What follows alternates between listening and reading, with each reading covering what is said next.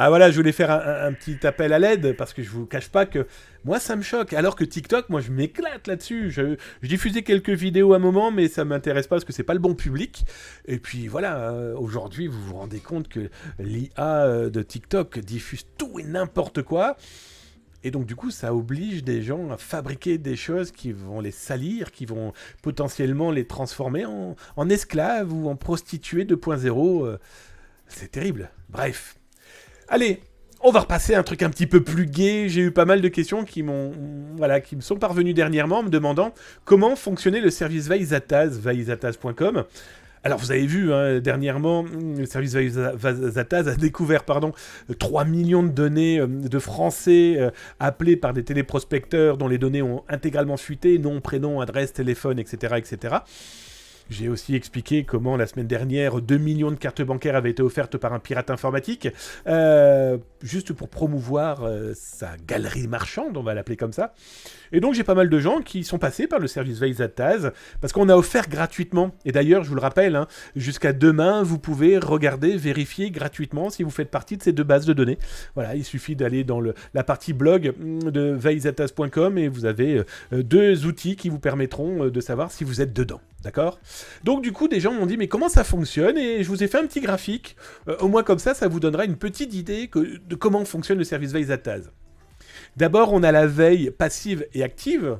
C'est plus de 300 000 espaces pirates, des web, du dark web, de l'IRC, du Telegram, du Discord, bref, il y a de quoi faire, croyez-moi. Veille passive et active. La passive, c'est simple. Vous ou une entreprise nous disent, voilà, on a des mots-clés, on voudrait les veiller. Je sais pas, moi, le mot-clé peut être une marque, peut être votre nom de famille, peu importe. Et la passive, eh bien, donc du coup, on a la possibilité de savoir si des pirates citent cet élément-là, du coup, d'une veille passive, elle se transforme en active. Parce qu'à partir de l'active, nous, ce qu'on fait, c'est qu'on analyse intégralement qui, quoi, comment, où, pourquoi, combien. Et là, on en fait une alerte. Cette première alerte, elle est dans les 10 minutes de notre découverte, d'accord ? Donc, il existe des outils, on parle souvent d'outils où vous mettez votre mail et on vous dit « Oui, vous avez été piraté ». Vous voyez, nous, on va beaucoup plus loin parce qu'il est important de savoir le qui, quoi, comment, où, hein, pour pouvoir s'en défendre.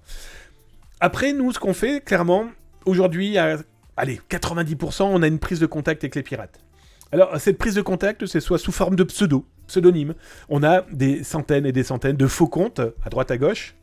Je vous ai expliqué, même derrièrement, vous retrouverez ça sur YouTube, hein, comment on fabrique des faux comptes, des fausses identités, pour pouvoir contacter un pirate informatique. Alors attention, on ne fait aucun business avec eux. On ne vend rien, on n'achète rien, on n'échange rien. Non, chaque pirate qu'on contacte, ils peuvent être contactés par 5, 10, 15 pseudonymes différents. Chacun ayant une question. Chaque pseudonyme a une question à ce pirate. Questions qui ne sont pas posées tous d'un coup, vous en doutez bien. On va prendre, entre une semaine, 15 jours, ça dépend. Ça dépend véritablement de ce qu'on recherche, de ce qu'on nous demande de rechercher. Parce que l'idée, c'est qu'à la fin, on ait 15 questions qui nous a apporté 15 réponses différentes, si possible. Ou alors, j'y vais moi directement, Franco de Port. Salut, c'est Damien, c'est Vaizataz, est-ce qu'on peut causer ? Alors vous avez vu dernièrement que certains groupes russes n'ont pas aimé, on s'est mangé un DDoS XXL, mais depuis on a pu recauser avec eux. Donc voilà, c'est juste une question de montrer ses gros muscles. Moi je m'en fous, j'en ai pas, d'accord ? Moi j'ai un petit zizi, on s'en fout qu'ils aient des gros muscles, l'important c'est qu'ils me causent. Et après on a un rendu d'analyse. Directement au partenaire, donc celui qui rentre au service Vaizataz, il reçoit un rendu d'analyse beaucoup plus poussé, parce que c'est important pour certaines entreprises d'avoir des informations stratégiques. Et donc du coup, après, nous on fait une aide à la destruction, une aide à la plainte, voilà. Mais par contre, un détail très important, on ne fait aucune mise en relation avec ces pirates. On a eu dernièrement une entreprise qui nous a dit, alors c'était une entreprise de Québec, Tabernacle de Carlis, qui nous dit, il y a moyen de dealer avec les pirates pour qu'ils nous baissent le tarif. C'était même pas un ransomware, là. C'était un vol de données quand même, mais c'était pas un ransomware. Hors de question.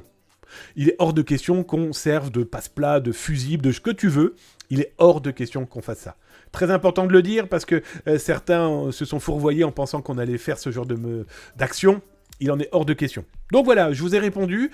J'ai reçu vraiment beaucoup de messages, de mails et de chats à ce sujet. Voilà, vous avez un petit peu plus de clarté sur comment on bosse. Voilà. C'est quand même pas mal.